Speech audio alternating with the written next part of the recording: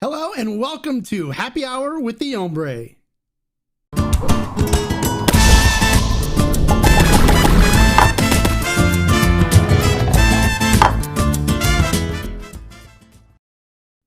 Hey, welcome to Happy Hour with the Hombre. Today we've got an exciting episode. I am so excited for this guest.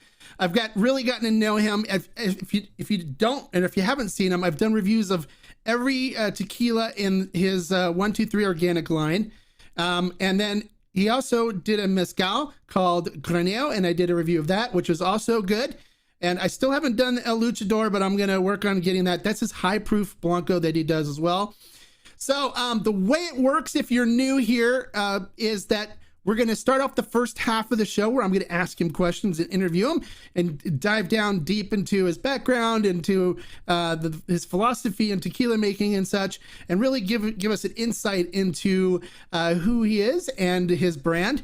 And then after that, we will go into question and answer session. And if you'd like to ask a question, put a capital Q next to your comment so I know it's a question and can filter through it easily. And if you'd like to support the channel, which I appreciate you doing, there's a small S you'll see below the YouTube chat. You click on that and you can purchase a super chat, and those funds go help support the channel and everything that I do here, as well as your question or comment will be left on the screen longer so people on YouTube chat can see it longer. So to start things off, though, I am drinking the Uno Blanco, which is, according to David, the lifeblood of his line. And you know, as you know, with a Blanco, you can't hide anything. It's the truest form of tequila. So I like to start with the Blancos, and if you've noticed that, I do that in the reviews. It then will tell me kind of what I'm going to get into when I get into the aged spirits. Let me see if I can get this thing to focus again. Here we go. There we go. And so I'm drinking the Blanco. I've done the whole line and I enjoyed the whole line. So what are you guys sipping? Do you guys have your expressions with you? Here we go. Jose's always has a bottle number 2 on deck. One of the best repos. I agree. It is a great repo. And it is a fantastic. Bernie's here again today. Happy to be here. I'm happy that you're here too. And I'm happy you can't miss the show. I love having you here, Bernie. You're always a welcome part of the Tequila Hombre family. So let's not waste any more time, though. Let's bring our guest on. Please welcome to the stream the founder and creator of 123 Organic Tequila, David Ravandi. Hello, David. Welcome. Hi, Mark. Thank you. Thank you for having me. You're doing a wonderful job. We love what you do. Thank you so much. And I'm so happy that you took the time out of your day. I appreciate it. I know you're very busy. It's my pleasure. So to start things off, here was somebody, Bernie's drinking the Diablito tonight, which is a very good choice. So to start things off tonight, I want to kind of dive down into your story and your journey. How did you first get into tequila and decide, hey, I want to go and produce my own brand? Thank you. You know, my background, I came from a marketing background. My specialty was cigars and tobacco for many, many years. I consulted with many tobacco brands and cigar brands. After about 12, 15 years of doing that, life puts new journeys in front of you. And I have been blessed to be able to pursue my dreams. I always, at a very early time, discovered the magic of what the agave plant has to offer and how we are being, I don't know if cheated is the right word, but in the 90s, not having good enough agave juice for consumption, especially in USA. So I decided that would be my next journey in life. In about the mid 90s, I started traveling frequently to Mexico and educating myself about the art of tequila making and, learning about different areas and what I like and what I don't like and what I would like to produce. So making a long story short, together with two dear partners, we launched a brand called Casa Noble in 98, which back then everybody thought we were crazy because we would bring brand new French white oak barrels from Tarantou, from France, Cognac, France, ship them all the way to Mexico. Back then, each barrel would cost us something like about 820 euros, whereas people were getting the, Jack Daniel and Jim Beam barrels free of charge because these barrels were dumped out and didn't know what to do with it. So they were, not too many people thought that we were actually going to make it. So it was a long journey, but, it was a lot of fun. We mastered the art of aging tequila in a brand new French white oak barrel for the first time in the industry. We also developed a technique which was triple distillation. And of course, these are all with Casa Noble. And that's how I started my journey, which was, launching a Blanco called Cristal and retailing it in 1998 for $50, which people thought, what the hell is going on here? So now here we are. You open 99% of people's brochure, tequila producers brochure, and, the word French white oak quite visible. That's the start of my journey. And of course, that was my previous life, my, if I may call it, my new passion and my new baby is called 123 Organic Tequila, pronounced Uno Dos Tres. The objective for this project was, number one, I hang out with a lot of winemaker friends. And in my opinion, tequila has the utmost similarity to wine production. It's one of the only spirits that is very close to winemaking. The difference is, we deal with agave. Naturally, winemaker deals with grapes. In my particular line of tequila production, I'm a very terroir-based producer. I'm a very agave-forward producer because I sincerely believe in the magic of what agave has to offer. And I just do not want to have tainted agave because agave by itself is the king. You don't want to cover what this powerful plant has to offer. So that's really the main direction of the portfolio.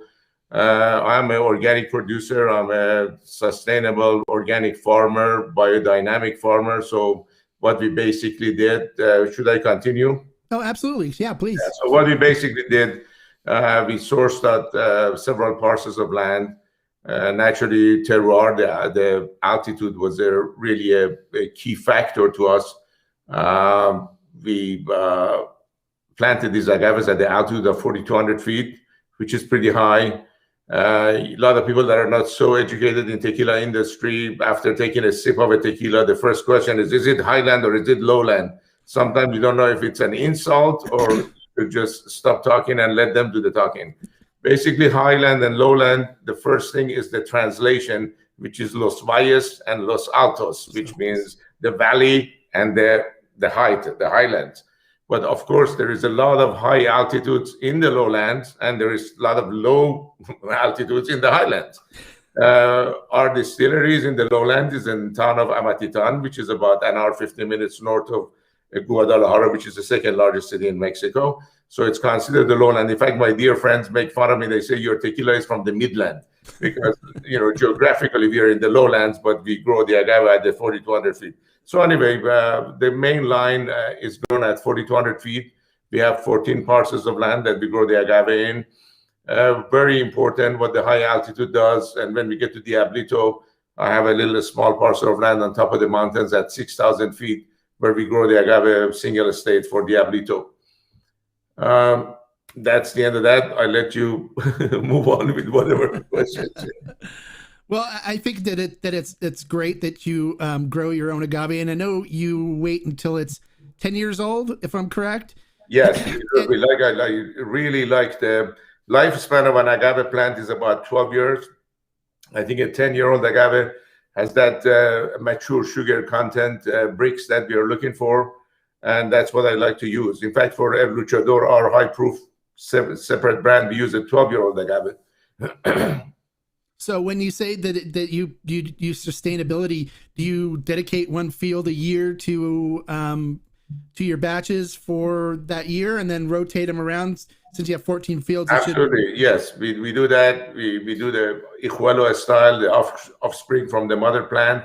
We let the babies stay next to the mother plant for a year. After that, we pick them up and plant them in a freshly cut field. And that's how we start doing the rotation. We are one of the very first distilleries to start the organic compost program. After we, crush the piñas, the cooked piñas, we take the pulp and put it back turn it into organic compost, and back into the field.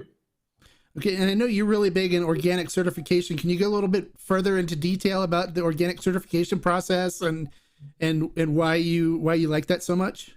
I like it because a lot of people that don't know, they think everything that is coming out of Mexico is organic. I don't think that is correct.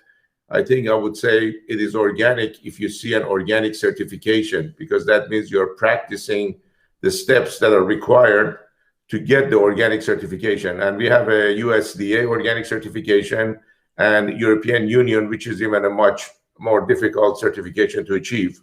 And organic certification is only good for 1 year. So every year you have to get renewed, and you have inspectors that come visit the land, take the soil samples, source of the water. Answering your question, we don't use any synthetic fertilizers. There's no spraying. Those are one of the few things in stages of second stage, which is the distillation. During the fermentation, there is no additional yeast or sugar is added. It's wild airborne yeast in the air that starts the fermentation, which has a direct effect in the finished flavor profile of the juice. Very good. Okay, now I just want to had a comment that came up, and I want to kind of talk about this a little bit. He said he had the repo for New Year's Eve of 2019, was very intrigued by it. Wasn't like any other tequila I had enjoyed before.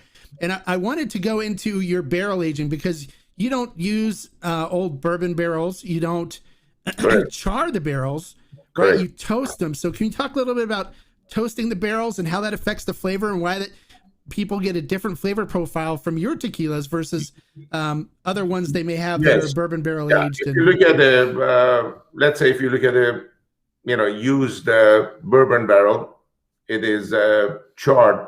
Charred means it's pitch black. Whereas if you look at inside our barrels, it's basically to the naked eye. In fact, I have sorry, I should have brought that closer. I have a sample of the inside of the barrel that I can show you. So this is the medium toast, which is basically just heated to bring out the oil to the surface in order to interact with the juice. So big difference. Number one is it's a good time for people that don't know. What we try to do is educate them that lighter is better. A lot of people think darker is better. Darker means additives, coloring, stuff that you don't want to put in your system. So the lighter, in my opinion, the better. Even, forgive me for crossing over, even in the cigar business, a lot of people like that are not too educated, they say, oh, I like my cigar dark and oily. Dark and oily, that part is just the wrapper. The wrapper has the least amount of,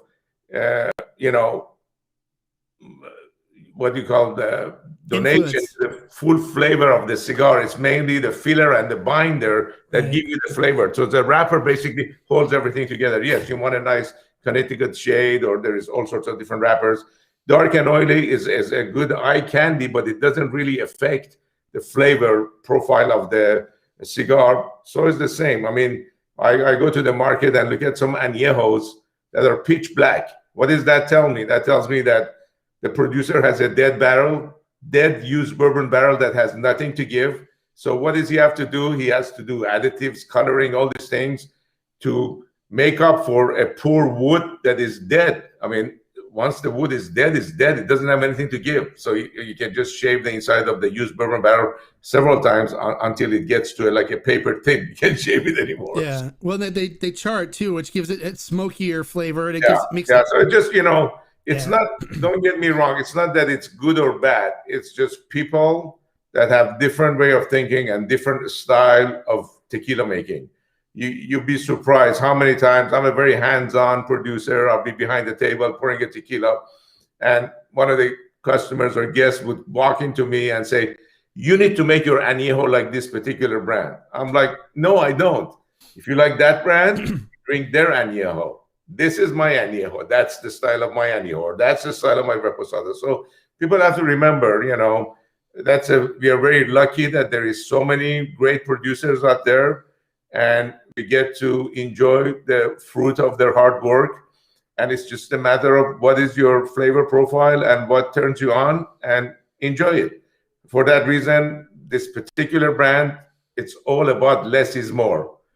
We started with the name, Uno, Dos, Tres.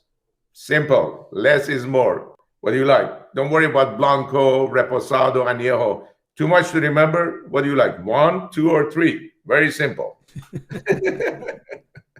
Yeah, and I really enjoyed sipping my way through your expressions, with the dos and the tres, because it has a different flavor profile, even though it's still aged in American oak.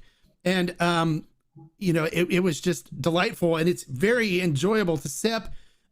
And, being a cigar connoisseur myself, your tequilas go very good with cigars. And I know there's some people that are like, oh, cigars are nasty, they're gross. When you find good ones, you can really appreciate the flavor profiles that they produce. And I do prefer a Connecticut shade wrapper. That's my wrapper of choice, by the way. So when you said that, I was like, okay, good.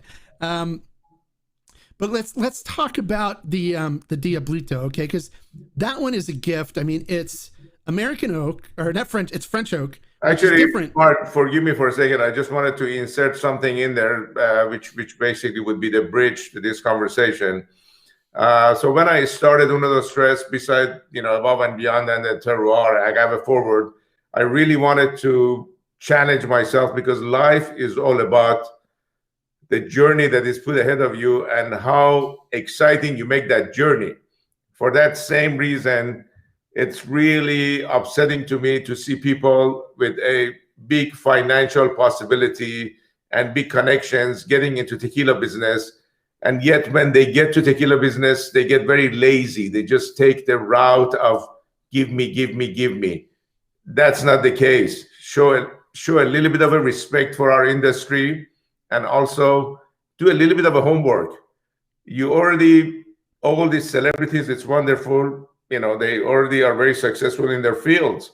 But in order to get into our business, it would be very nice to see them put a little bit of energy and effort and excitement into learning the art and craft of tequila making, and getting kind of a part of the community of tequila making, rather than a quick in and out and cashing in and cashing out, which is fine. Yeah. So, with me, I'm not saying I'm great, but, when I did Casa Noble, well, I'll say you're great, because we did, French white oak. It was a total unknown territory. It was a major investment. We achieved it. We gave a tequila to the people that really appreciated the mixology crowd. The connoisseur really appreciated Casa Noble at its heyday time. And then when I, started Uno Dos Tres, I wanted to challenge myself. I didn't want to just make another tequila brand with a new bottle shape and a new name. So I said, okay, you know what? Brand new American oak barrel. That would be my challenge. That was the challenge. So the main line, all brand new American white oak, medium toast, light toast, depending reposado or añejo or size of the barrel. Back to your earlier question, forgive me for the long answer. Oh, it's okay. Diablito, I brought my knowledge, which I learned from Casa Noble, with the French white oak limousine, and I aged that tequila because initially that tequila was meant to go with my cigar pairing, and that was it.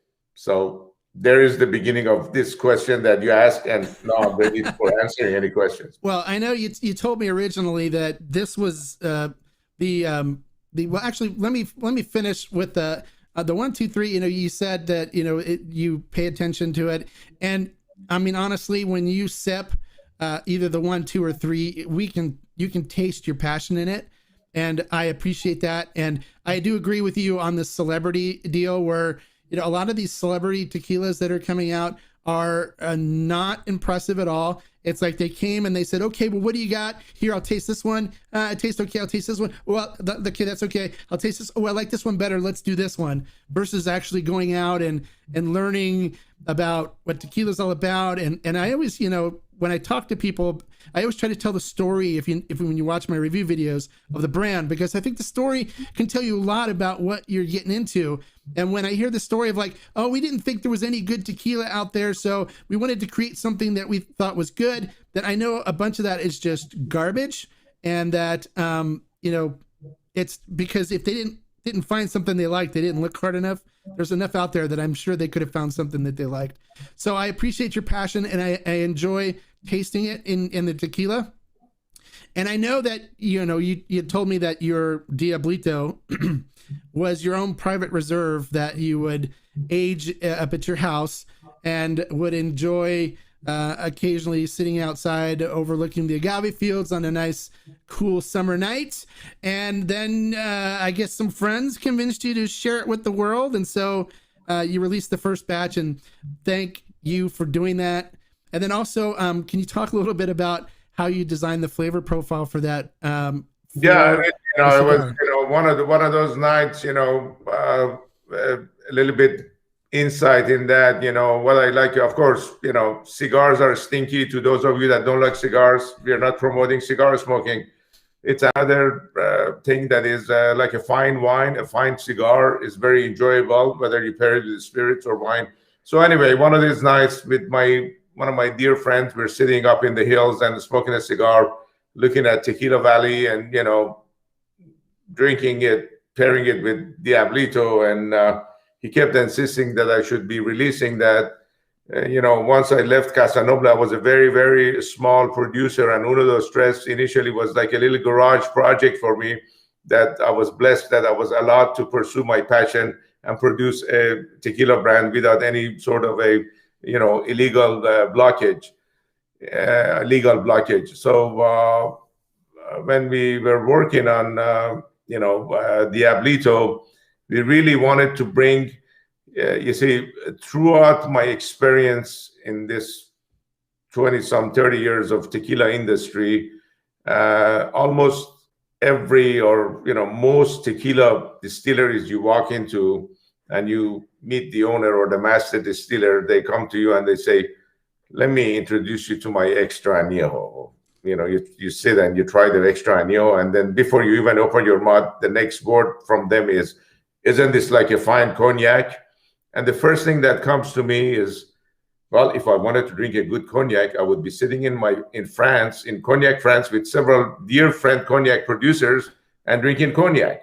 So when I drink an extra añejo tequila, I actually want to see what are the beauties that aged agave can provide to me.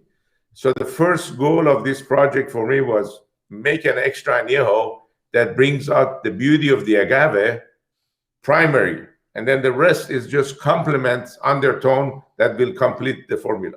So that's what we did. And for me, it really gives me joy when I sit and drink Diablito with friends and they tell me, wow, first of all, I'm so surprised because tequila is not really known to be pairing with cigars, which is incorrect. It's not really the type of the spirits.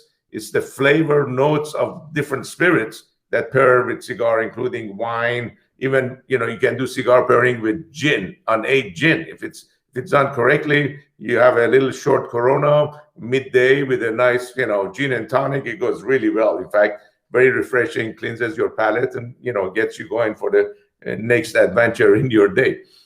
So anyway, so that's why the development of Diablito started. Yeah, it's very good. I was when I first tried it, I was blown away by it, and I've been sitting with it in the backyard with a good cigar, and I tried the one that you recommended as well, the Ramon Alones Special Select, and it was delicious. It was great together, and so now that has become my primary cigar tequila when I go outside. I sit down with the Diablito, and my bottle's almost empty, so I'm going to have to buy another bottle. It's going to be quick. Yes. Yeah. Now, before we became so politically correct, I used to travel the country and do cigar dinners, and we used to pair a lot of the cigar dinners with different size and style cigars, which was the good old fun times, and so anyway. Yeah. Now we have to stay home and cover our faces. And stuff. That's right. So I just sit in the backyard and I smoke a cigar, and then I have to make sure I come in and either take a shower or wash my face and goatee thoroughly so I don't smell like smoke from my wife. Yes. Yeah.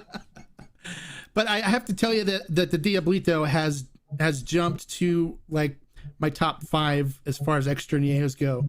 Thank you. Very so kind it's of one you. that I revisit a lot, and I really do. Yeah, it's got, it's got major tons of stone fruit, which I love. And, the biggest complaint we get with Diablito is, I have friends that call me or email me or text me. It's like, USOB, this thing was done in one night. It's like, well, It does go quick. It does. Yeah, it does go quick. And, me being what I was trying to say, being a small producer, the first 1,000 bottles that we sent to the country was a huge overhead for me to sit in the warehouse. But thankfully, 1, 2, 3 or Uno Dos Tres was received so well that Diablito didn't even land in our warehouse. It was already pre-sold. So it balanced the books. So is there any plans on increasing I know you do 2,500 bottles a right year? now we make 2,500 bottles naturally. We can, yes, we can make more. We are, we are not never going to be one of the giants. We are just very small boutique operation, very artisanal, very hands-on. And, we naturally love to give as much great tequila as we can to people that love tequila like us. So that's really the whole game. Oh, great. Because then I'll probably create enough demand that we'll blow through that 2,500. When we launched Diablito, there was several bars. I remember I went to LA and they were a big fan of one of the stairs. They're like, "Oh, David, we're gonna replace all the blah blah with Diablito." I'm like, "No, don't. Blah blah has many bottles. I don't. Don't replace." Let me recognize something really quick here, David. Thank you so much, Fernando, for the super sticker. I appreciate your support for the channel. You're very much appreciated, and I love it when you guys contribute. And thank you so much, Fernando. And I'm glad you were able to make the show today. Sorry, I just needed to recognize him for doing a super chat, David. Now, as you know, and you've seen in my reviews and stuff, I do a Mezcal Monday episode where I try to introduce people that are tequila drinkers into the world of mezcal, because it's a rabbit hole that can be very interesting and confusing and frustrating if you don't know what you're doing. And you created a brand of mezcal called Craneo, and your whole target for this was for people that are entry level into mezcal, people that are tequila drinkers that want to venture into it. So can you give us a little more details about your mezcal brand and talk a little bit about what you're shooting for in the flavor profile? Absolutely, with pleasure. Life is full of adventures. So in the early 90s, before I started my tequila project, I spent many trips to Oaxaca and many nights of drinking a lot of great mezcal and looking at the Oaxacan moon, if you can imagine, in a lot of different palenques. And I'm a very hands-on hard-working person, so I hate to be learning something and doing something and not producing something out of it. So, and I tell people, spirit brands, regardless of tequila, gin, rum, whatever it is, it's like children. You give them birth, you hold their hand, you introduce them to people, you teach them things. It's like a little, and they get graduated, they go to college, and then they leave home. It's like goodbye. Once a brand leaves home, it's got a life of its own. All you can do is produce the best juice and put in the bottle and hope for the best. So that's what happened with Uno Dos Tres. I'm like, okay, now I have a little time on my hand. I can go back and pick up the pieces. So we purchased a very small palenque in Santiago Matitlan in Oaxaca, and I started bringing all my knowledge of the mezcal. And the idea was I wanted to make a mezcal that is, as I mentioned before, sorry, I need a little tequila. Yeah, me too. I love this Blanco. It's so good. Salud. Salud. We wanted to, I tell people, like, with the way that tequila has progressed, especially in this country, it's amazing time to be a tequila drinker, because believe me, a lot of people, older people, have a really bad memories of really bad tequilas, aka petroleum, I call it, because it just was bad stuff. There is still a lot of that bad stuff, but the bad stuff is kind of hidden because there is so much good stuff.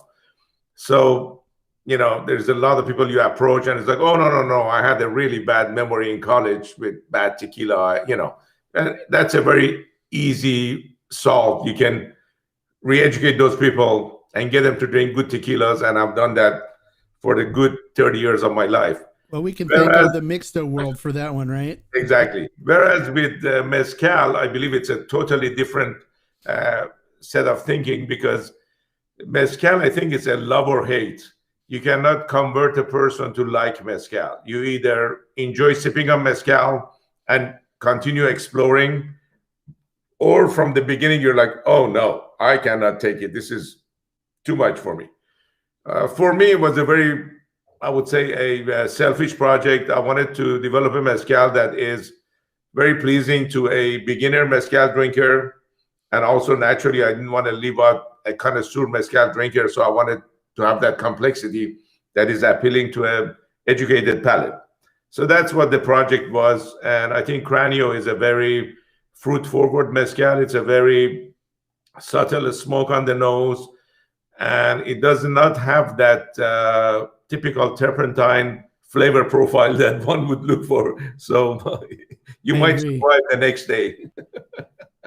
I've recommended it to quite a few people that have asked me it for a good entry-level mezcal. Yes. I think it's very good for that.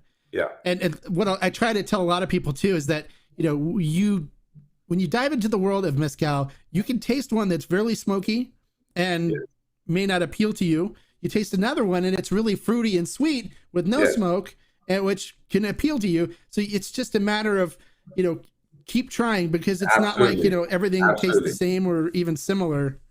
Yeah. It's so vastly different. On that note, I tell people I'm a tequilero. I'm not a mezcalero. Mezcal is like the icing on the cake. I'm a tequila producer, but that was a personal, inner satisfaction that I had to do and, get it out of the way. So we did that. So. All right. So lastly, let's talk about El Luchador. Yes. Your high proof Blanco. Yes. I've yet to dive into that one. I'm going to go. I know. I was going to actually say, hey, what's happening? You don't know this? My baby. Which, I am a huge high proof Blanco. And anybody that knows me knows I'm a huge high proof Blanco fan, because it's just Blanco on steroids. You get all the beautiful nuances in your face, which is just beautiful. I love it. So I'm looking forward to trying and doing a review of El Luchador, but can you give us kind of a background information on that one? As you can imagine, as a distiller, distill-proof spirits is very close to my heart. It's developed for, going into an incredible cocktail, because in the hand of let's say a master mixologist, you have a foolproof juice to create whatever masterpiece cocktail you want to create. And as an agave lover, such as myself, you get to, get the full essence of what agave has to offer. So El Luchador has nothing to do with Uno Dos Tres. It's a total separate production. It's a single state. Still, agave is grown at 4,200 feet altitude. However, it's the age of the agave is 2 years older. It's a 12-year-old agave plant that we're using. We are using an extra day of roasting the agave in the old-fashioned stone oven, and we're also doing an extra day of fermentation. And also, when we shave the piñas, we leave about an inch extra of the pencas attached to the piña, because we want to have a lot more bagasse, a lot more fiber during the fermentation, to give us a lot more layers of flavor and a lot more complexity. And I tell you, ferment with the bagasse? You ferment with the fiber?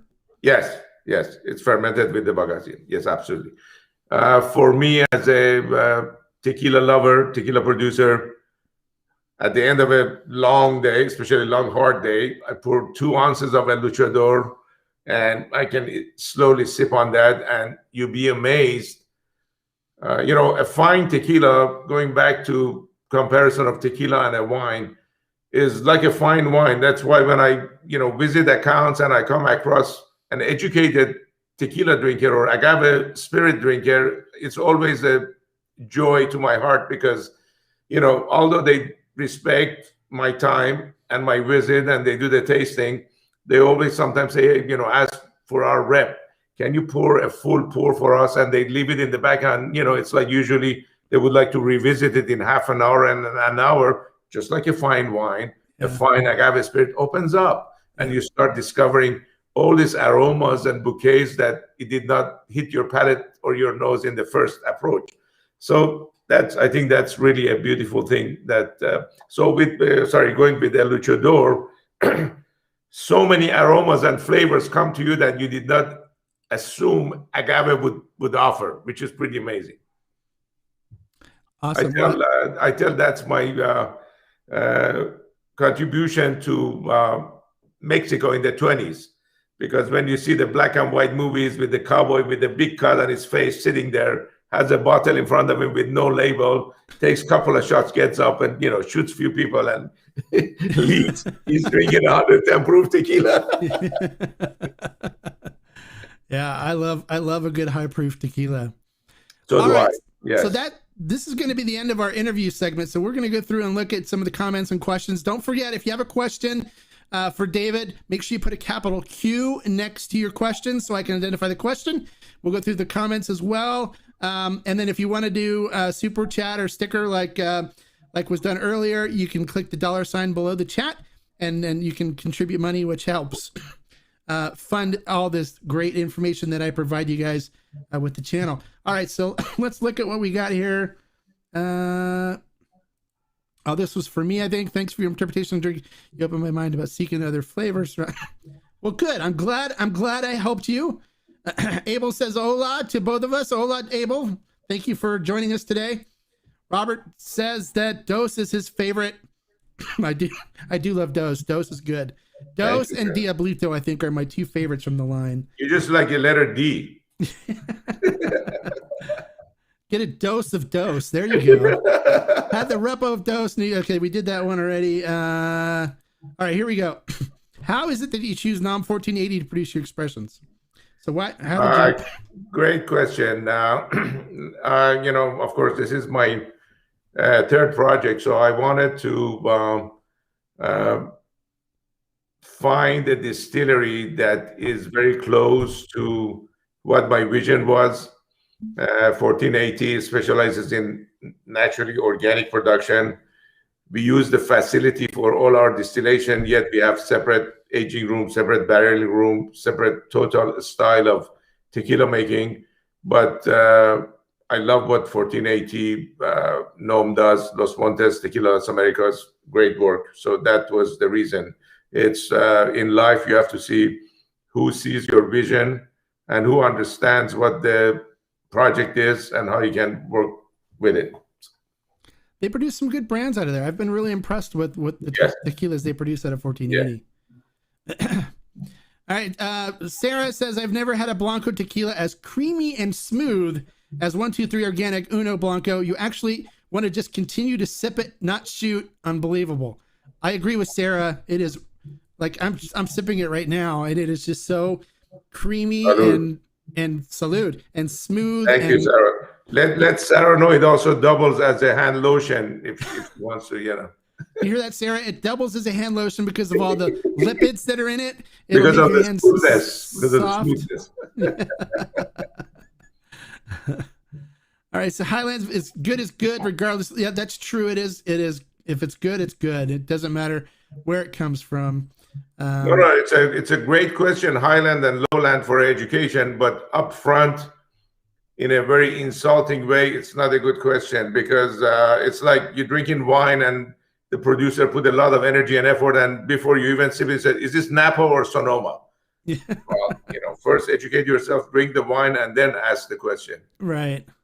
Well, I can understand after you've understood what it is, then I think you can understand, ask it to kind of understand what kind of flavor profiles come from that region and stuff. Absolutely. From the terroir, but you don't start off with that question. So Tired of Fool says, David is awesome. So glad you're sharing your story and his company info with us. I agree. He is awesome. He's become a friend of mine, and I'm glad to have him as a friend. I agree with David on the barrels. Well, we're glad that Cliff agrees. Thank you. Very kind. Yeah, and Cliff says, like he says, I don't want tequila that tastes like whiskey. Exactly. I mean, if you want whiskey, you'll drink whiskey, right? So you want tequila that's got the agave and yeah, exactly. I mean, it's exactly the line I give people is like, hey, if you're enjoying bourbon, when you drink bourbon, there is so many incredible bourbons. You don't need a bourbon flavored tequila because you're actually wasting your money, because as an average, tequila is more expensive than bourbon. You can get some, great bourbons for $20, $30 a bottle, when I find it hard to find a good tequila for that price. Unless if you know Mark. Mark finds those deals. I do find good deals, and I'm known as the deal finder. I know, and you're great for the industry, so we admire you and appreciate you. Thank you. You give me a bigger head than I already have. Come on, don't do that. All right, so here have a question from Eric. He said, how many years did you learn the art of tequila making before you felt confident enough to launch your own brand? Good question. I would say probably it's, I am blessed with my palate and with my nose, and I have applied that to many, many industries, including cigar industry prior to tequila.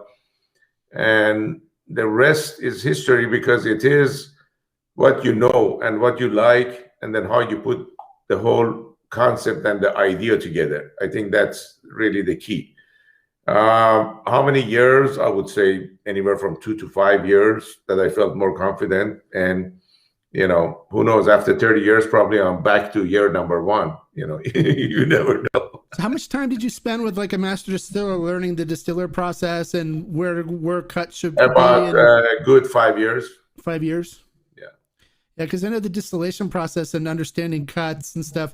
It's a lot of that. It's an art. It also has to do with the raw material, the agave. It has to do with getting the raw material on continuous basis.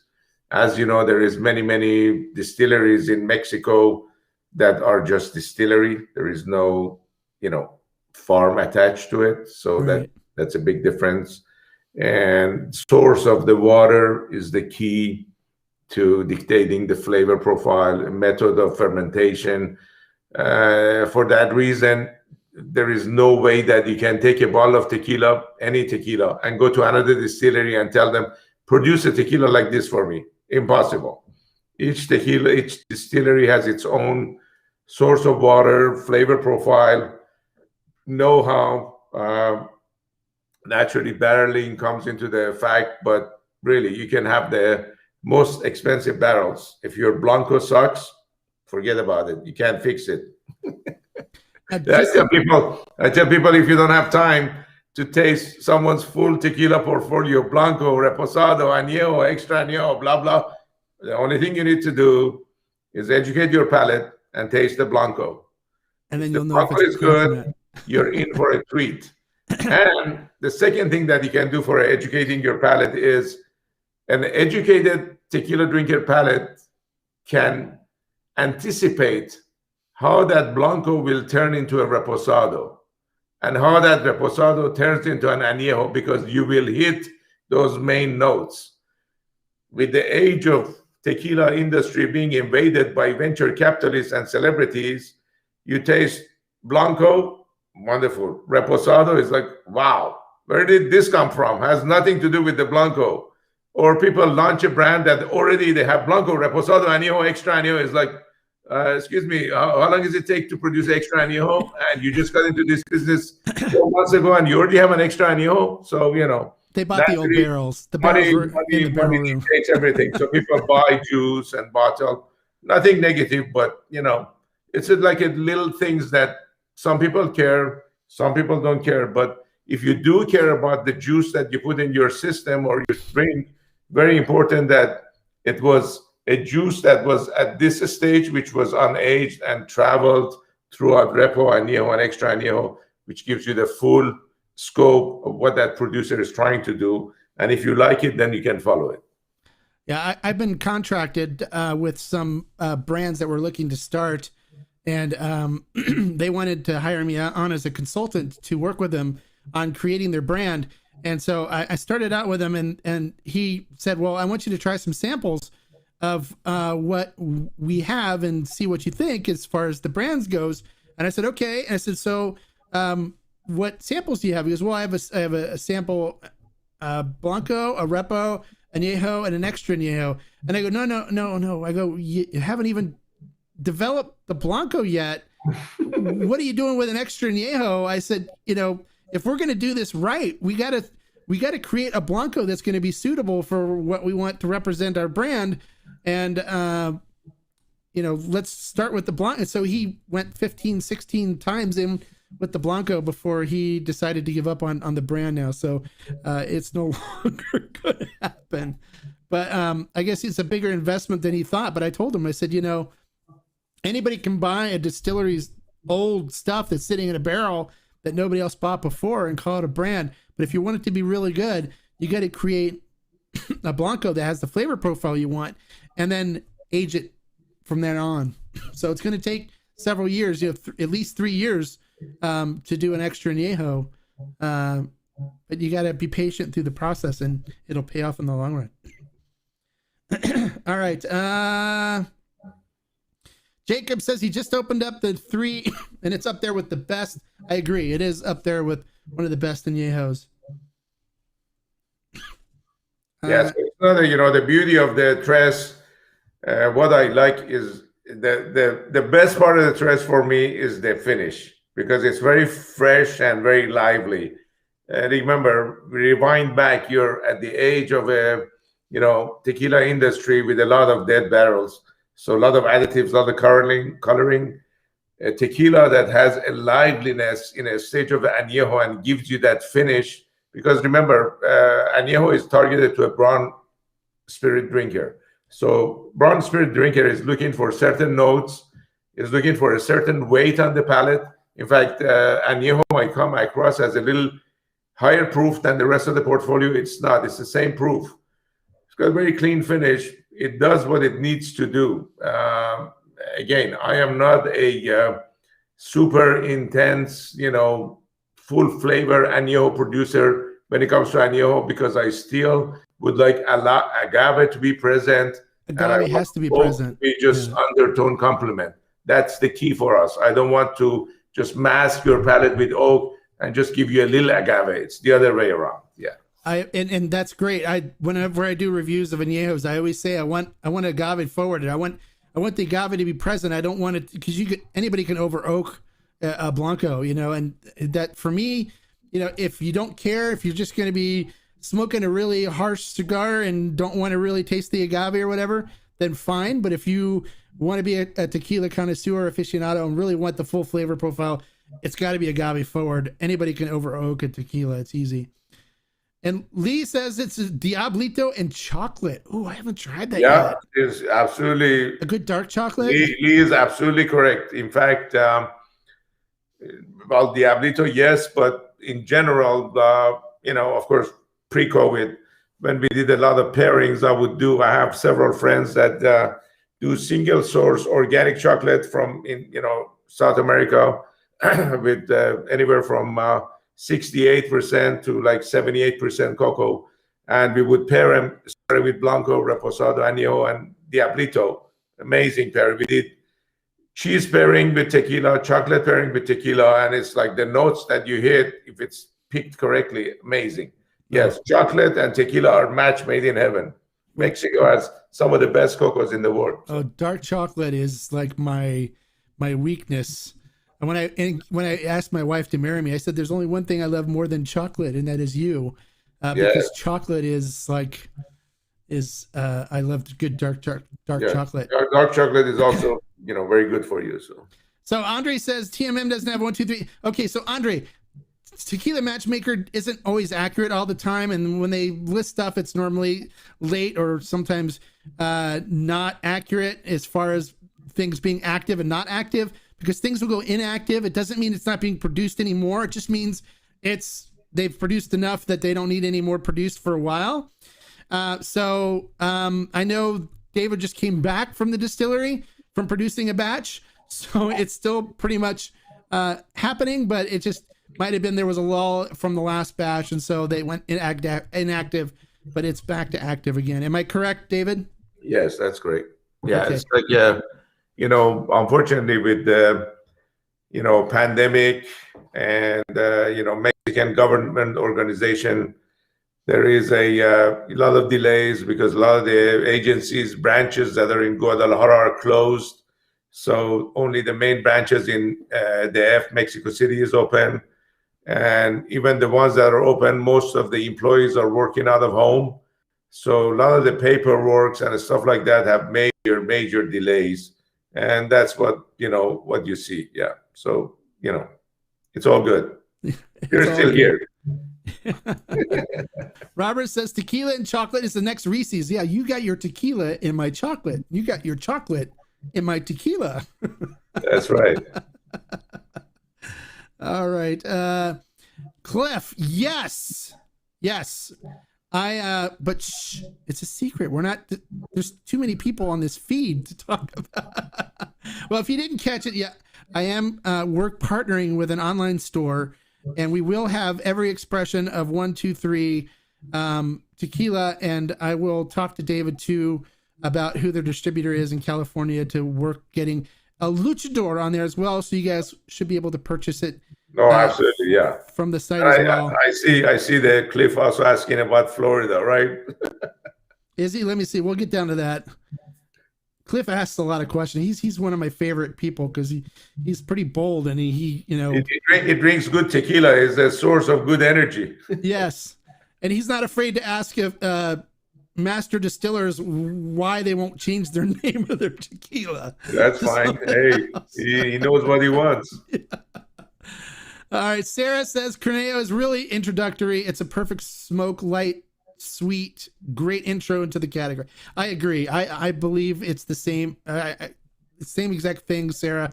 I found it to be not overly complex, which is good, especially for the beginners. But it's light smoke, and it's got a really nice fruity profile to it. I really enjoyed it. I think it's great, and I recommend it for beginners. All right. Well, you have been looking for Luchador. Don't worry. I'll take care of it. You'll be able to pick it up from the site when I launch it. Yeah, even with Luchador, we're very, we're not trying to play hard to get, but we're very selective because, high proof spirits are targeted to certain palates. So you don't want an uneducated palate sipping on a high proof tequila or any spirit and saying this is rocket fuel. For that reason, we are distributing that among only educated retail stores and so on and so forth. But it is available, and we'll be glad to provide you through Mark information on how to get it. Yes, we will definitely carry it. As you'll see, the site that I'm putting together is only the good tequila and mezcal and raicillas. So when you go to the site, you can basically just buy anything without knowing what it's like, and it's going to be good quality, no additives, no diffuser. There's no mistakes to be had at this site. So that's one of the things that I'm really enjoying about partnering with these guys that I'm partnering with. It's going to be fantastic, and I'm really looking forward to opening it up. And I have already gotten enough people for the test on Friday, but I'm hoping that we'll go live on Monday. We'll be able to take orders, and you guys, we're doing some really good pricing on this. So it's going to be really, really good. I'm excited about it. Yes, the Blanco does pack a punch, Andre. Any high proof Blanco does. I'm looking forward. I need to do the review on the Luchador, so I need to get a bottle of that. But I'm going to run out probably this weekend and try to. I think, if I may say so, I think you should do the review first before you decide carrying it, because you might change your mind. You never know. No, I trust you. I trust you. So far I've had Craneo, I've had uno, dos, tres, and Diablito, and so far all of them hit the target. I trust you. Yeah. I mean, one thing I need to mention, because it's interesting to me, when we launched El Luchador, a lot of the other producers, they thought we were crazy. The only other high proof tequila that was in the market was my friend Carlos's tequila Tapatio, and no other 100 high proof. And now every single producer that well-known tequila brand has a high proof tequila. It's So apparently it is a good way to produce a high proof tequila.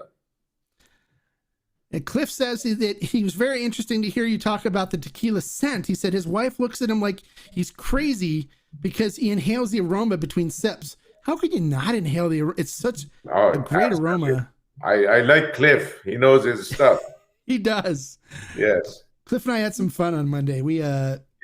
He's always on and I really appreciate him. Yeah, the aroma is like, you do a tequila tasting at a bar, and somebody could be sitting way on the other side and they can tell you that you're doing a tequila tasting because the aroma, the bouquet is just oof, Yeah, it's great. If I was a cartoonist, I would probably draw the bouquet for you, but I can't. So. Well, it's like you can see when I do my reviews and I stick my nose in the glass, they're like, oh my God. I'm telling you, these people need to pay you commission. I just because of you, I got one of these. Of course, I still use my old Riedel glass. And what we do is we are really naturally organic and sustainable. So in Mexico, we take our empty bottles and melt them down and turn them into tasting glasses. Oh, nice. Hand blown, yes. Tasting glass and sandblast them, no ink, nothing. Individually hand blown, because we don't, we like to really stick to the philosophy of the brand. 100% recycled glass, 100% recycled paper, use vegetable ink to print the labels. Very important for us to try to leave zero carbon footprints behind and give the best product to the consumer. We end up on the shelf, same price as the big boys, yet we practice all organic steps into producing the product. What do? We absorb all the costs because we don't want to arrive too expensive so you get scared. It's the same price as some of the well-known brands, which I don't need to mention. So as a master tequilero yourself, let me ask you, what did you think of the Denver and Liley agave glass? Off the record, I'm not endorsing it, but it's interesting. I do agree. It does enhance the flavor, and it does enhance the bouquet and the nose and the aroma. And I would consider myself a student of this glass because I just purchased this last week, because you just don't give up. So I said, okay, I'm gonna listen to Mark because I like him. But yes, it is a good glass, and I am looking forward to continue my education. I think I'll report to you later about that, but it is a good suggestion. Thank you. I would love to hear your feelings, and if I find something better, I will definitely. You'll be the first person I notify. No, it's not about better. I admire. In fact, I like adventurous guys. I was fascinated to find out these guys are based out of Australia. Yeah, I thought it was pretty cool. Everything in life is about story and what is behind it. And once you realize that, a lot of things, like I said, the devil is in the details, and it makes things very interesting. It's like, how did these two Australian dudes came about to develop this tasting glass? And that's what makes the interesting story to pursue and study and find out. So yes. Well, then when you watch the video, they're hanging out with Guillermo Salza and Warren Dane and stuff, and tequila, while they're sipping out of their glasses. So that means they're master marketeers. Nothing wrong with that, right? No, nothing wrong with that. Abel wants to know, who is the artist for El Luchador bottle? And also, David, do you have a favorite Luchador that you like? I am the artist for El Luchador because I have drawn pencil drawings of all the single labels on Uno, Dos, Tres, El Luchador, and Craneo. And then I have graphic designers that put these together.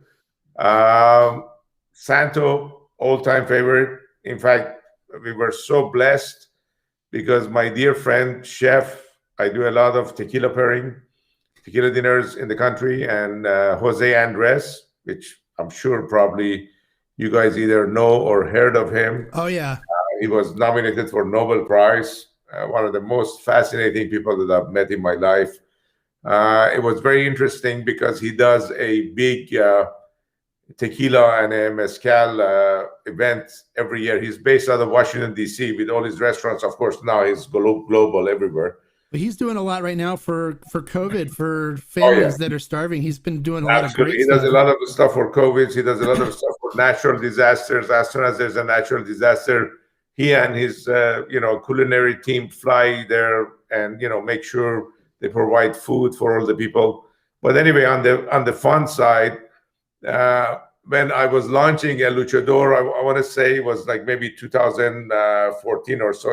It's too many dates and things. I have to review my date. But when we were launching it, I was approached by Jose's team, and they go, "We heard you're launching a new tequila." I'm like, "Yes." They're like, "What is the name?" I said, "It's called El Luchador." It says, "Oh my God, Jose's this year festival for tequila mezcal is all dedicated to El Santo."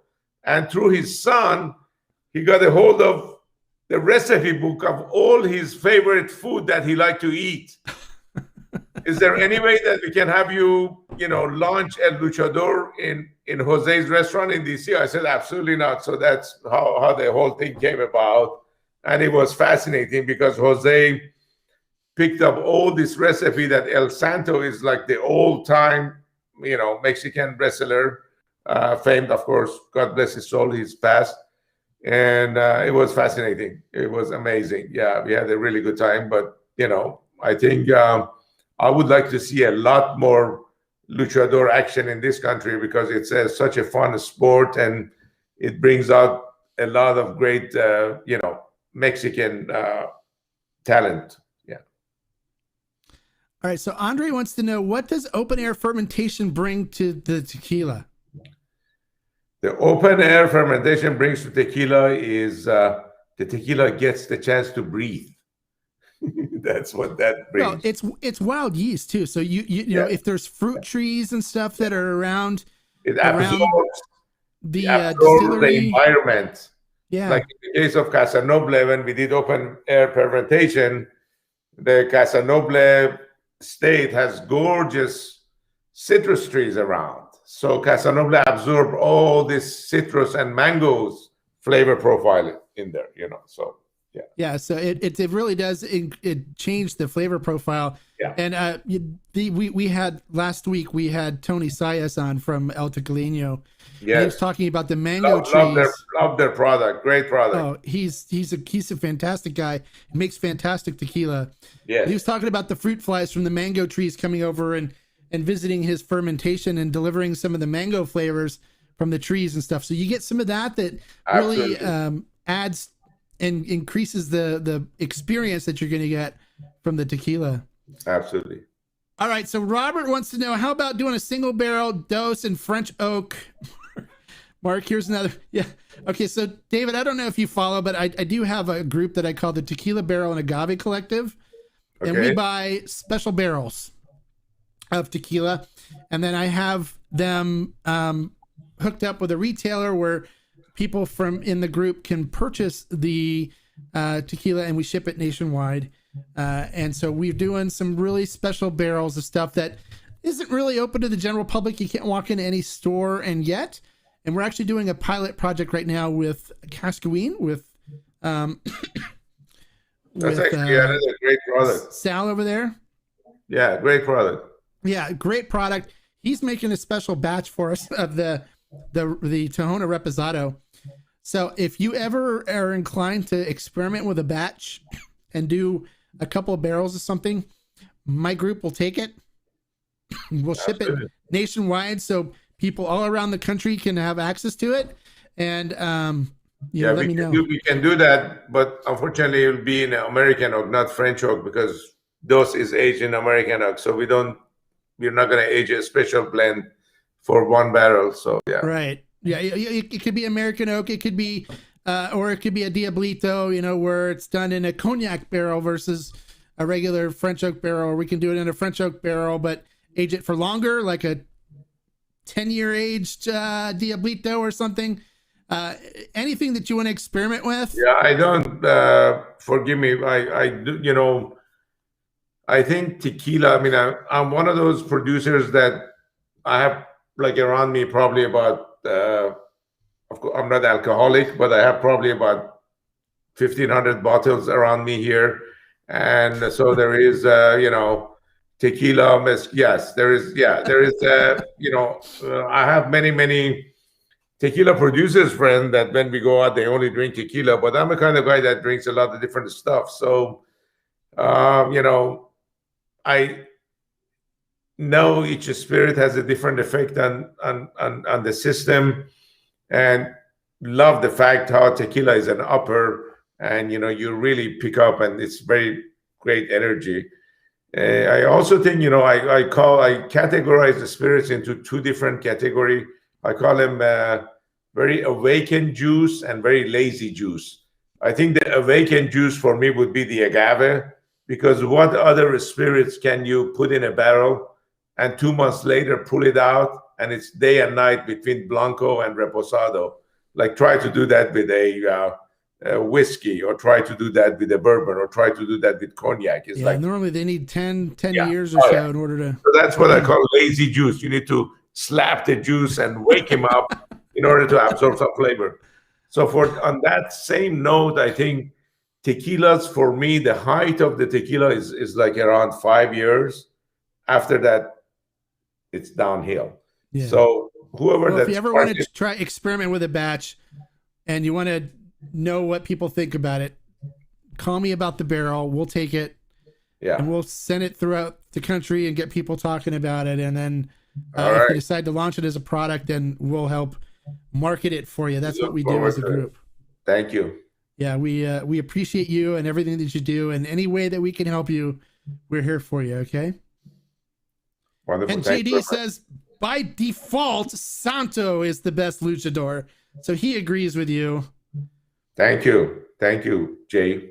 Bernie says, thank you for sharing to us the Diablito. I'm a fan of the XA. This is my top favorite. So he's a huge fan of, and he's been bugging me to do the Diablito review. So I can attest that officially moved El Luchador up high on my want list. Sounds amazing. Jose, we will have it on my site. I'm planning on launching the site on a soft launch on Friday, hopefully full launch on Monday of next week. So we will make sure we get Luchador so you can purchase it there and get it so you can enjoy it. Will El Luchador ever have an aged expressions? Are you ever going to do a high proof aged expression? Okay, now you're making me give up my secrets.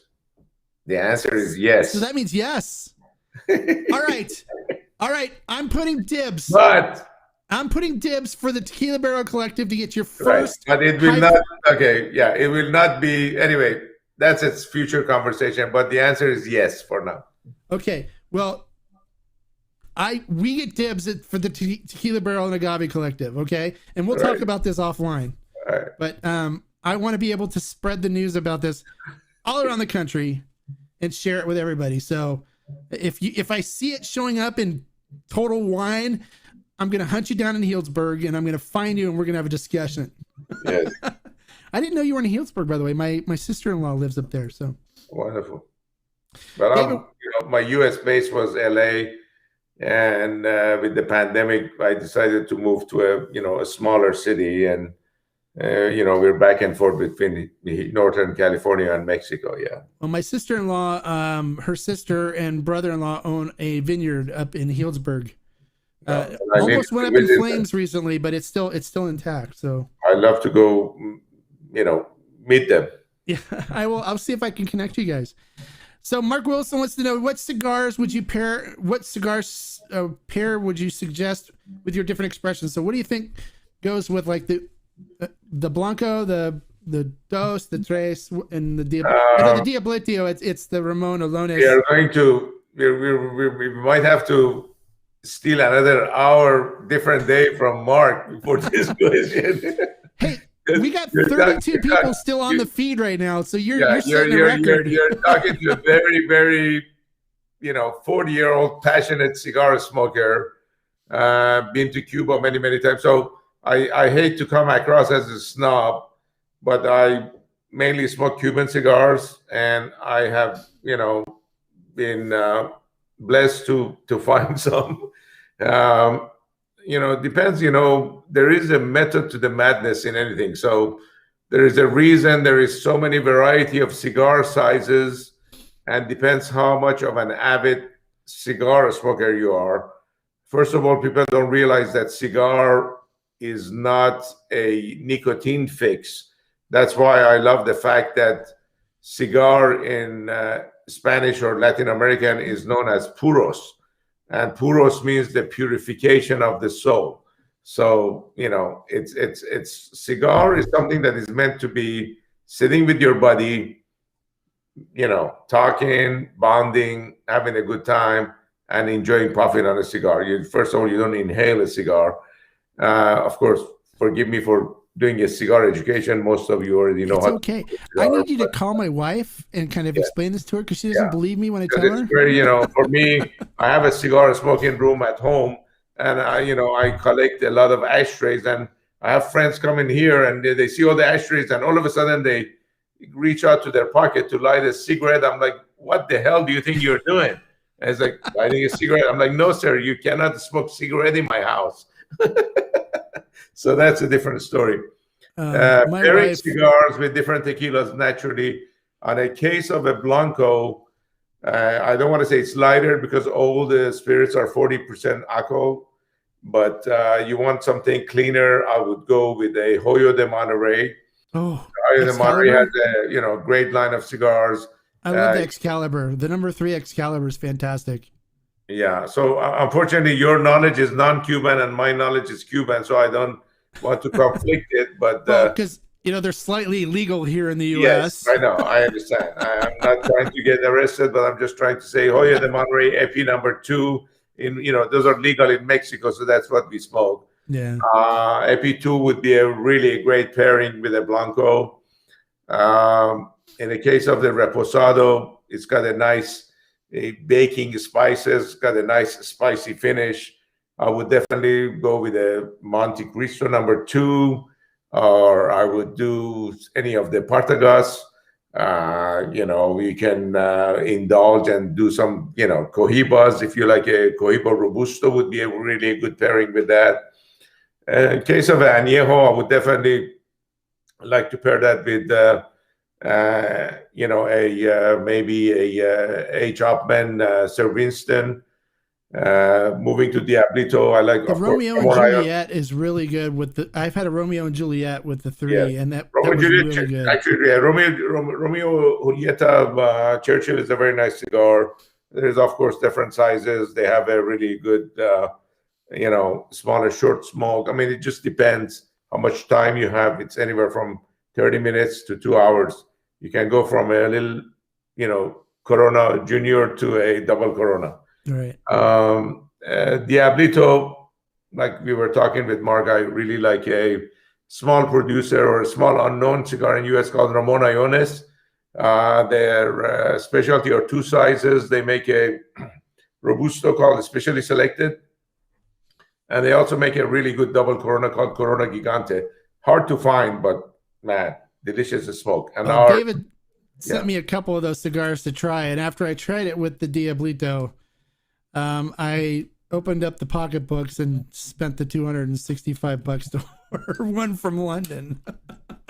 Nice. To order a box. So I do have a box coming, and it is a fantastic smoke. It's the perfect size for me. I love a Robusto. Yes. So they're normally like 5 by 50 on the gauge size. So they're about 45 minutes smoke or so. Half an hour, 45 minutes, depending on how much you puff on it.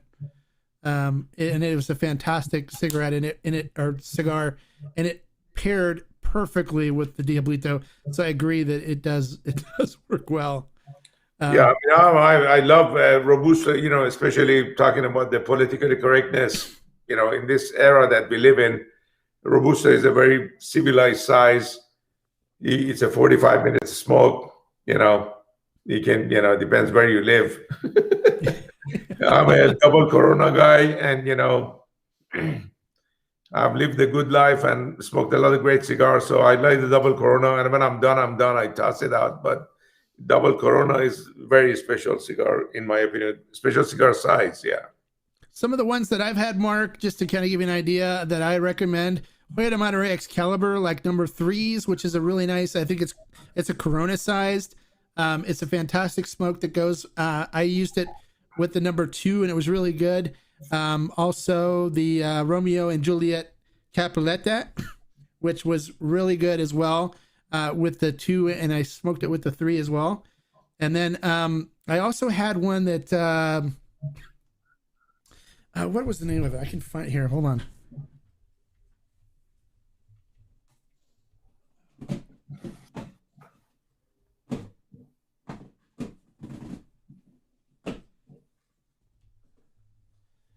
Sorry, I'm pulling out my humidor.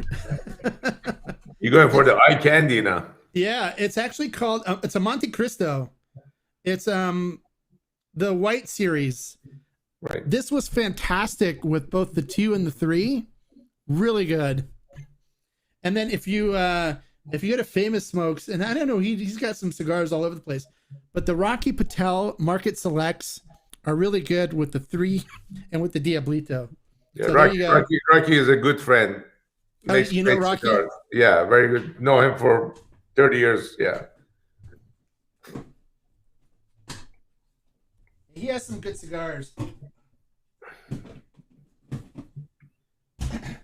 I have a humidor, big humidor right over here, all stuffed with cigars. And my wife's like, I don't know why you like smoking those things. And it's like, well, I don't know why you like drinking Chardonnay, but that's a whole different story.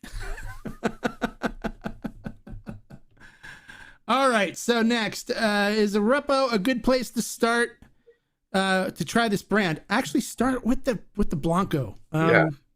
I mean, like I said, we do tequila tastings, and Mark knows about this industry. Is like, people come to you, and I'm not in a business of insulting people, but you have the insult goes 2 ways. You have people that walk to my table, and the first thing they want to taste is Diablito. And I say, okay, are you tequila tasting, or do you want to just taste what is the most expensive? Because, you go the other way around. You go from Blanco to Reposado to Añejo to Extra Añejo. But again, I don't know who EBA 101 boxing is, and I don't know what your palate is, but if you're a Reposado drinker, then yes, that's a good place to start. But like Mark said, any tequila brand, I would start with investing in a bottle of Blanco and see what is the story, because Blanco is the resume of the distiller. If you have a bad resume, you're not going to get the job. So buy the bottle of Blanco. If you don't like it, don't buy that brand, regardless of what the Repo and Añejo is. Taste people's Blanco. That is the mother juice. And that dictates what that is distiller, his philosophy is, and what he's trying to do. Right. And that's one of the reasons why, if you look at my reviews, I always start with the Blanco. Yeah. And I normally go over the production and stuff on the Blanco and then review the Blanco. Because honestly, if the Blanco's not good, then all they're using the aging for is to hide their flaws. And you can hide flaws with aging, but it still doesn't produce as good an experience as if you age it properly with a good solid foundation, like a good Blanco. I agree 100%. On that same note, you see a lot of products in the market, tequila products in the market, that the Blanco is meant to go in directly into a cocktail. It's not sippable. I always that's you don't want to waste time. Don't even bother with the Repo and Añejo. If you can taste the Blanco and it has to go into a cocktail, then don't worry about it. I always have people that say, well, I was told that the Blanco is for making margaritas. It's like, okay, what brand told you that? And when they tell me what brand, I say, well, don't drink that brand, because they're embarrassed about what their Blanco has to offer. Yes, that's absolutely correct. All right. So another question we have is, will the distillery have tours post-COVID?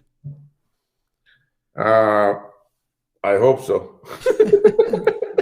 So sometime, David, when I fly out to Mexico, we'll have to make sure you're out there at the same time, and we'll hang out and we'll destroy Guadalajara together. Go with that first. Yeah, I'm still waiting for my shot. All right, so Tired of Fool says he bought the Diablito, is waiting for the rest of the line to arrive so he can experience the whole flight from Blanc. Good decision. Good decision. Start with the Blanco, work your way up. Thank you. You will be thoroughly impressed with. Thank you for your support. The differences. All All right, so 2,500 bottles sounds like a lot, but it's not enough. David, are you open to the idea of increase? He said he was going to increase the production for us if I deemed it necessary. So I will let David know if we need more Diablito. Yes. I love this guy. Review it first. Yeah, he was talking about the Luchador when you said I should review the Luchador first. All right, so Bernie wants to know where you can get those tasting glasses that you made out of the bottle with Tequila 123 on it. Yeah, those tasting glasses are available through our importer, and you can send us an email at info@123spirits.com, and I will put you together with them, and they can find out where you are and make the arrangement. Yeah, Cliff, he was talking about the 123 glasses, not the Mission Wines carries. Yeah, but my site's going to be better than Mission Wines. You want to buy from my site? Oh, Mark's not the Meltdown ones. Oh, okay, yeah. Look in the description. You'll see the Denver and Liley link for Denver and Liley glasses. You can buy them from there. I'm not the rep for this. Mark is, so have Mark. I am not a rep. I do not receive any monetary. I'm kidding. I'm just being funny. Yes, absolutely. It's funny because I'm surprised I haven't gotten an email from them saying, "Who the hell are you, and why are you sending so many people to buy our glass?" But that is cool. That's cool actually, because that means they're really focused in what they're doing, and they're not into all this influencer bullshit gimmick, which is great. They're just focused on. They're like two guys focused on what they're doing, which is great. I never really think of myself as an influencer. Find something you love, focus on it, and pursue it. That's what life is. Yeah, I don't think of myself as an influencer, anyways. I think of myself as just somebody with a big mouth. I don't even dare to put that word, name on you, because I'm not a big fan of that. So yeah. I'm not either. I'm just somebody who, when I find something that's good, I've got a big mouth and I love telling everybody about it. And that's the way I kind of look at myself and consider myself. All right. So it says, I've had the 123 Organic Tequila except Diablito. I will be on the lookout for it. Thank you so much for the interview. I feel like you are a tequila insider. And anytime you tune in to any of my, and check out my review videos, dude, you're on the inside. You're part of the Tequila Hombre family. So all of you guys, and if I don't say this enough, I hope I do. I appreciate each and every one of you. I'm always here to answer questions and to help you guys and to steer you on your journey through agave spirits. And I've got great people, great experts like David as well as others that will help you as well. So I often message David and ask him questions, and he's talking about signing up for buying the Luchador and getting 10% off. With cigars, I found you generally get what you pay for. $3 cigar will be garbage. $10 cigar will get you in the ballpark. Avoid the vastly overpriced boutique cigars. What do you think about that? Again, forgive me. My knowledge of cigars is from outside U.S. in Mexico, which we smoke Cuban cigars, which are legal in Mexico, and it's a very kind of a different, industry. It's, I smoke Cuban, so Cuban cigars, first of all, is not a $3 cigar. An entry Cuban cigars probably is a $10, $15 cigar, and can go up to, $150 cigar for like a Cohiba Bejique, which I don't smoke. So I smoke an average of a $20, $25 cigar, and I think they're delicious. They're, it's just like tequila, just like wine. You find what producer you like, what's the blend that you like, whether you're into, lighter smoke, you want a medium flavor, you want a, full flavor, and then you get into the ring gauge and length of the cigar. So that's what the whole fun is. You start studying and learning and, experimenting and finding out, just like how Mark is educating you with tequila. You learn about different cigars. And then once you learn what you like, then you start pairing it with different spirits. And that's what the joy of life is. Yep. You keep going and learning and enjoying. for me, cigars are about relaxing in the backyard on a beautiful day, Absolutely. just chilling, enjoying a good spirit with it, and just enjoying the flavors that the cigar delivers. He said one of his favorite cigars are the Oliva Yes. Serie V Melanios. Worth trying if you have not so far. I do Yes. love a good Oliva cigar. Brothers are one of the major growers of tobacco outside Cuba, and I do recommend their cigars because they are the growers, which is great. They're not the middleman. Yes. Yeah, I do love a good Oliva cigar. I've had some of their Connecticut shades, and they're phenomenal. What are some of the similarities and differences you found when working with a Espadín versus a Tequiliana spirit? You're talking about producing of mezcal and tequila. I mean, you have Angestifolia with the Espadín versus. I mean, remember, there is so far there is about close to 350, 400 types of agave known. There's only one type of agave you can make tequila, which is Tequila Weber, agave azul, blue agave. As far as mezcal goes, so far there is about 38, 40 different maguey's, agaves you can make mezcal out of. So it makes it very interesting. If you're a winemaker, you can do a varietal, whereas with tequila, you have only one agave. So I'm an organic producer. The only agave that I can produce mezcal out of is the Espadín.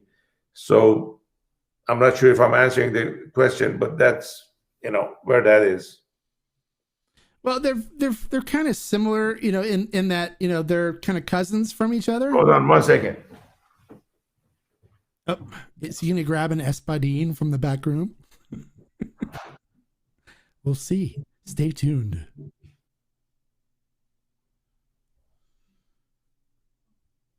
He always surprises me, so I wouldn't be surprised when he comes back. Gotta love David. He's great.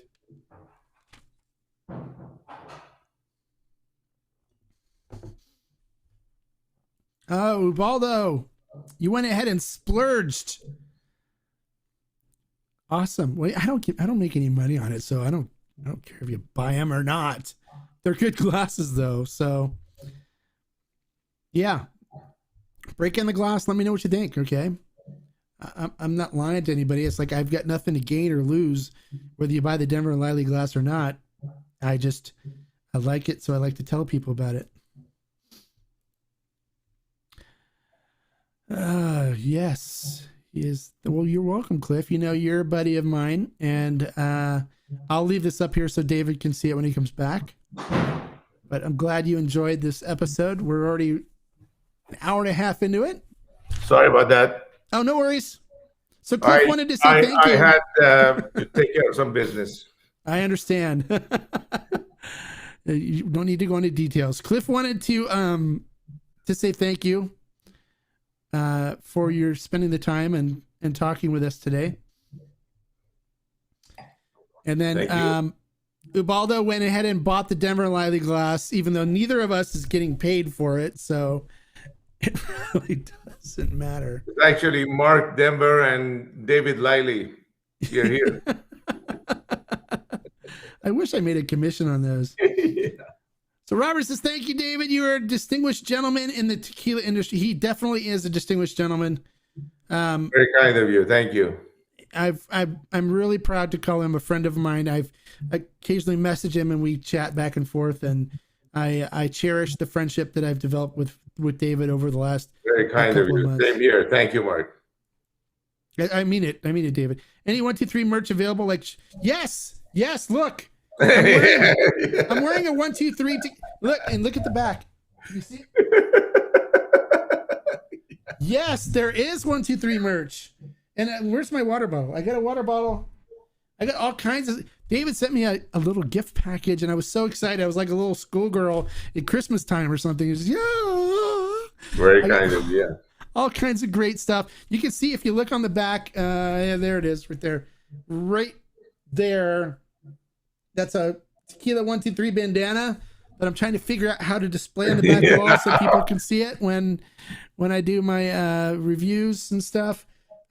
He does have some merch, and I'm sure. Can you tell us where people can pick up the merch if they want to wear your? Yeah, it's all through our importer. So that info at 123spirits.com. I can always put you in touch with them, and we'll work it out. Yes.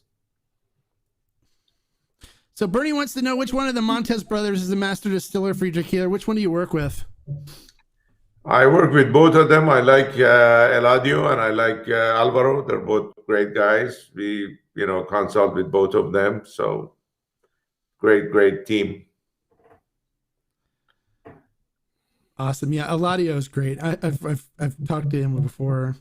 Yes. He found out Luchador in DC. Score. There you go. Order it. Yes. Oddly enough, 3. DC is like our number 3 market for such a small area. So that's great. Yeah. You know why?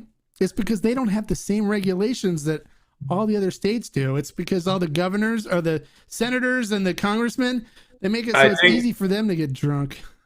Maybe because I thought it's mainly the politicians could use some, good booze because of, all the shit we are dealing with. That's it. They take care of themselves and they leave the peasants like us to fight. I remember every time pre-pandemic, every time I landed in DC and they picked me up to take me to different accounts, it was like we always had to fight our way to the bar. It's like, no way. Exactly. All right. So Andre says, thanks guys for the great information. You're so welcome. David, we're going to call it quits here. We've done an hour and a half. Thank you so much for taking the time to sit down with us and answer questions and to share your brands. What did you say? He bought the Diablito at a DC store. Awesome. There you go. See, there you go. Thank you. DC is the place. Actually, check out my website and I'll let you guys know about it on Monday during the Q&A when it's fully released. It's going to be where you basically can just say, I'm going to close your eyes and buy whatever you want. And anything that you buy on the site is going to be well made, a boutique brand. It's going to be good quality. It's going to be good flavor, no additives, no diffusers, none of that stuff. We're going to do it right. So you guys can't miss. And I don't have to worry about seeing you show up with a Don Julio 70th anniversary bottle saying, isn't this great stuff? And then me crying for you in my agave den here after I see that. So I'll announce the release of that probably sometime on Monday, I'm hoping. David, we're carrying the whole full 123 organic line.